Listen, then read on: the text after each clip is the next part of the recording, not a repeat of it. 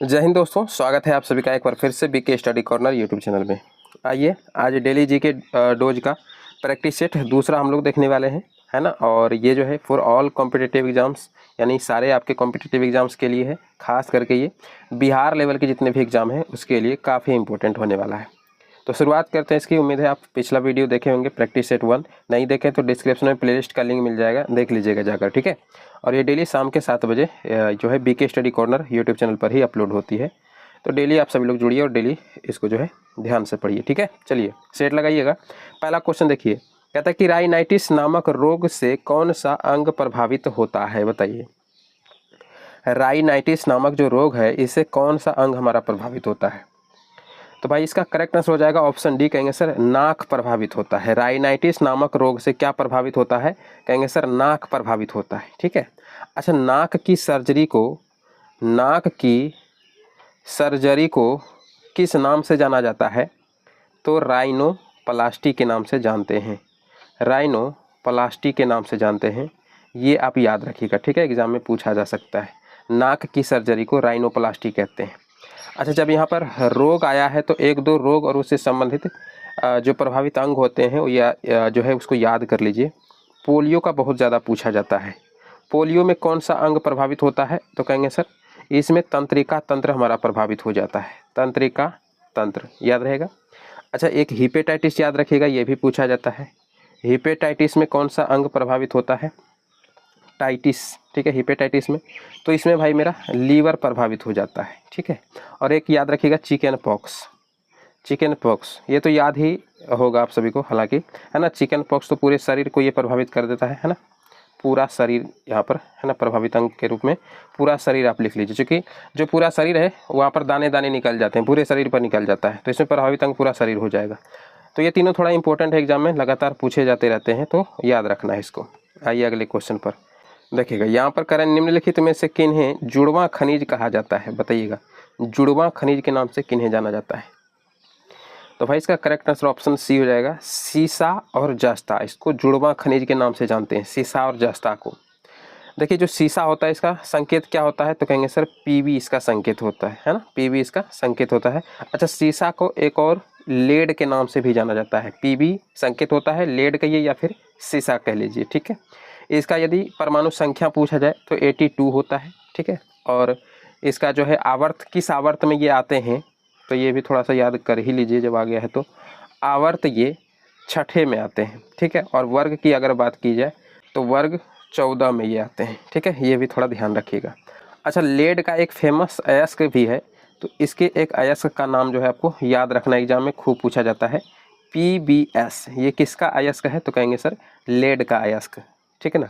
अच्छा, यहाँ पर देखिए जस्ता भी है, तो थोड़ा सा जस्ता के बारे में भी जान लीजिए। वैसे तो ये सब आपको पता ही होगा, 30 इसका परमाणु संख्या होता है ना, तो ये सब उतना इंपॉर्टेंट नहीं है। इसका एक अयस्क आप याद रख लीजिएगा, जिंक वाला, जिंक ब्लेंड, खूब एग्जाम में पूछा जाता है।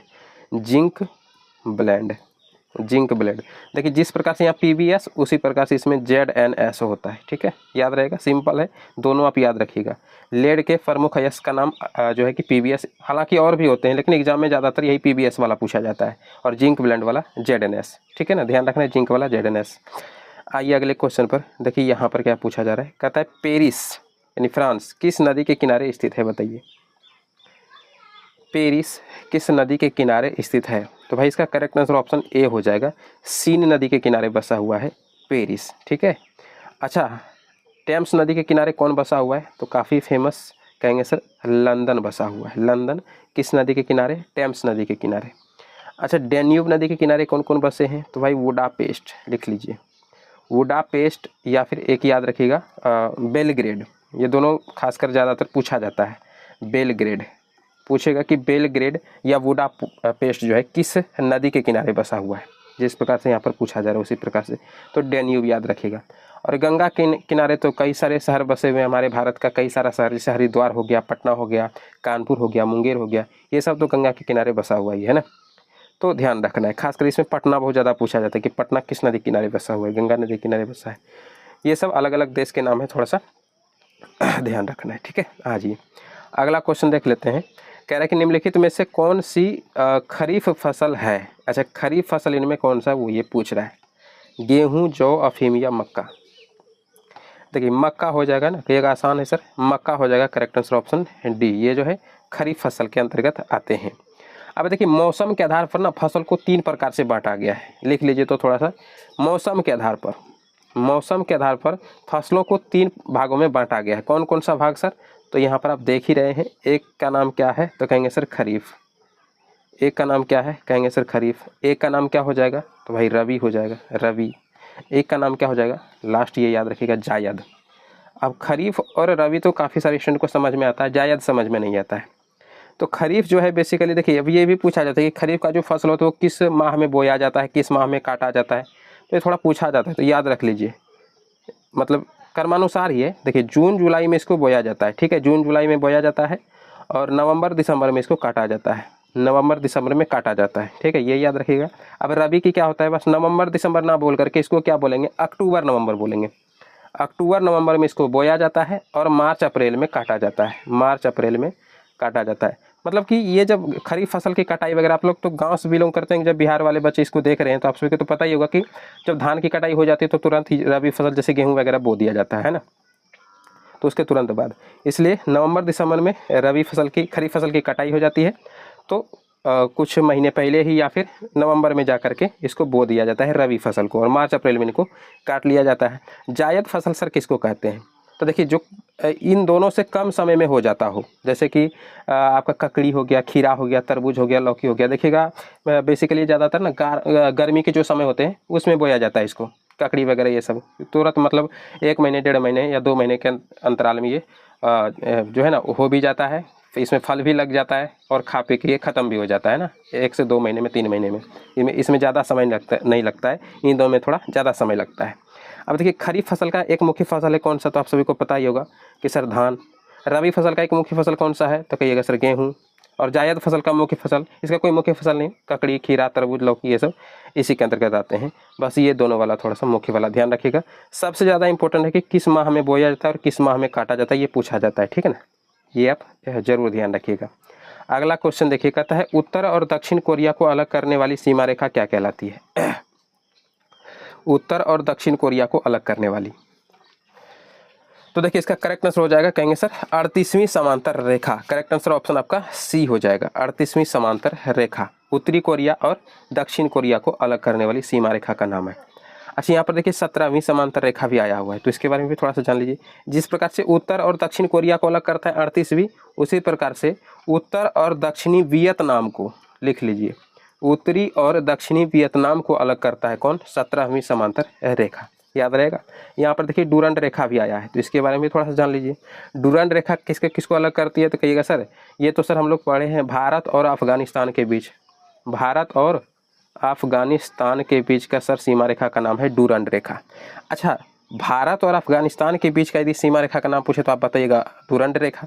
लेकिन यदि आपसे पूछ ले कि पाकिस्तान और अफगानिस्तान के बीच का बोलिए, तब क्या बोलिएगा, तब भी डूरंड रेखा ही बोलिएगा, ठीक है ना। अब ये भी लिख लीजिए, अगर आपसे पूछा जाए पाकिस्तान और अफगानिस्तान के बीच की सीमा रेखा का नाम क्या है, तब भी आप डूरंड रेखा ही बोलिएगा, याद रहेगा ना। अच्छा इस डूरंड रेखा का सीमांकन कब किया गया था, एक बार डेट पूछा गया था एग्जाम में, याद रखिएगा 1893 ईस्वी में इसका सीमांकन किया गया था, ठीक, याद रखिएगा। अच्छा यहाँ पर एक देखिए सिगफ्राइड रेखा भी आया हुआ है, इसके बारे में भी थोड़ा सा आप जान लीजिए। जर्मनी और फ्रांस के बीच का सीमा रेखा का नाम है, जर्मनी और फ्रांस के बीच का जो सीमा रेखा है ना, उसी का नाम है सिगफ्राइड रेखा। कहिएगा सर जर्मनी और फ्रांस के बीच का सीमा रेखा का नाम तो सर हम मैगेनोइट रेखा पढ़े हैं, तो हाँ वो भी सही है। इसके बीच का एक और सीमा रेखा का नाम क्या है, कहेंगे सर मैगीनोट रेखा, है ना, मैगीनोट रेखा। अब देखिए मैगीनोट रेखा जो है ना, ये रखा था जर्मनी अपने तरफ से, जर्मनी जो है ये अपने तरफ से रखा था मैगीनोट रेखा। और जर्मनी और फ्रांस जब द्वितीय विश्व युद्ध फिर से स्टार्ट होने वाला था, उससे पहले ही जर्मनी ने अपनी तरफ से मैगीनोट रेखा रखा था ताकि फ्रांस वाले हम पर अटैक न करें, है ना। और फ्रांस वाले भी रखे थे सिगफ्राइड रेखा, तो ये फ्रांस वाला रखा था कौन सा, अपना सिगफ्राइड रेखा रखा था। तो इसलिए एग्जाम में पूछा जाता है जर्मनी और फ्रांस के बीच के सीमा रेखा का नाम क्या है, ऑप्शन में सिगफ्राइड मिलेगा या मैगीनोट मिलेगा, ध्यान रखिएगा। जर्मनी मैगीनोट को डिसाइड किया था और फ्रांस जो है सिगफ्राइड रेखा को डिसाइड किया था।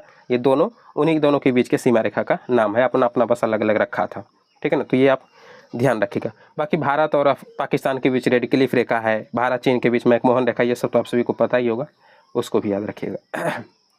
आइए अगला क्वेश्चन देखिएगा। यहाँ पर कह रहा है कि एक बैडमिंटन कोर्ट की लंबाई कितनी होती है, बताइए।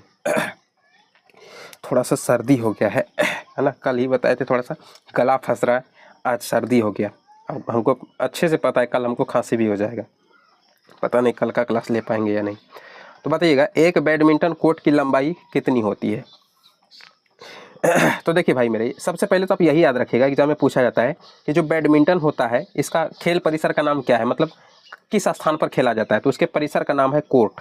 याद रखिएगा यही कोर्ट। एग्जाम में इस प्रकार से ही डायरेक्ट क्वेश्चन पूछ लेता है, बैडमिंटन के खेल परिसर का नाम क्या है, तो कहेंगे सर कोर्ट हो जाएगा इसका नाम। अब पूछ रहा है कि कोर्ट की लंबाई कितनी होती है, जो बैडमिंटन का कोर्ट होता है, पिच होता है, उसका लंबाई कितना होता है, तो भाई याद रखिएगा 44 फुट होता है। क्या हो जाएगा करेक्ट आंसर, कहेंगे सर सी बिल्कुल सही जवाब हो जाएगा। अच्छा, जब आप लंबाई याद रखें तो थोड़ा सा चौड़ाई भी याद रख लीजिएगा, है ना। यदि आपसे चौड़ाई पूछा जाए तो 20 फीट इसकी चौड़ाई होती है, 20 फीट क्या होती है, चौड़ाई होती है, ठीक ना, याद रहेगा। अच्छा, यहाँ पर बैडमिंटन की बात आ रहा है तो एक क्वेश्चन याद रखिएगा, एग्जाम में पूछा सकता है आपसे कि अंतरराष्ट्रीय बैडमिंटन महासंघ, बहुत इंपॉर्टेंट क्वेश्चन है, महासंघ, जिसको हम लोग शॉर्ट में IBF भी बोलते हैं ना, IBF, इसकी स्थापना कब होती है पूछा जा सकता है एग्जाम में, कहेंगे सर 1934 ईस्वी में होता है। अंतर्राष्ट्रीय बैडमिंटन महासंघ यानी कि IBF की स्थापना 1934 ईस्वी में किया गया था, ये आप जो है ना ध्यान रखिएगा। चलिएगा अगला क्वेश्चन देख लीजिए। कह रहा है कि दूरदर्शन का राष्ट्रीय कार्यक्रम किस वर्ष में आरंभ किया गया। जो रेडियो वगैरह पे दूरदर्शन आता था ना, तो इसका सर्वप्रथम जो है राष्ट्रीय कार्यक्रम किस वर्ष आरंभ किया गया था, तो भाई करेक्ट आंसर ऑप्शन डी हो जाएगा, कहेंगे सर जी 1982 में स्टार्ट होता है। करेक्ट आंसर ऑप्शन डी हो जाएगा। अब देखिए दूरदर्शन का राष्ट्रीय कार्यक्रम 1982। अब दो क्वेश्चन और याद रखिएगा, अगर पूछा जाए कि भारत में रेडियो प्रसारण की शुरुआत कब होती है, ये भी लिख लीजिए, भारत में रेडियो प्रसारण की शुरुआत कब होती है, तो कहेंगे सर ये होता है 1927 ईस्वी में। कहाँ से होता है, तो उस वक्त मुंबई को बॉम्बे के नाम से जाना जाता था और कोलकाता को कलकत्ता के नाम से जाना जाता था, कलकत्ता, ठीक है, अभी कोलकाता बोला जाता है। तो बॉम्बे और कलकत्ता से स्टार्ट किया गया था 1927 ईस्वी में, भारत में जो है रेडियो प्रसारण की शुरुआत होती है, ये ध्यान रखिएगा। एक क्वेश्चन तो यही, और दूसरा क्वेश्चन एक और याद रखिएगा, ऑल इंडिया रेडियो का नाम 1957 ईस्वी में बदलकर आकाशवाणी रख दिया गया था, वो भी आप लिख लीजिए कि ऑल इंडिया रेडियो, इंग्लिश में लिख दें क्या, चलिए, ऑल इंडिया रेडियो का नाम जो है बदल करके क्या रखा गया, कहेंगे सर आकाशवाणी रखा गया।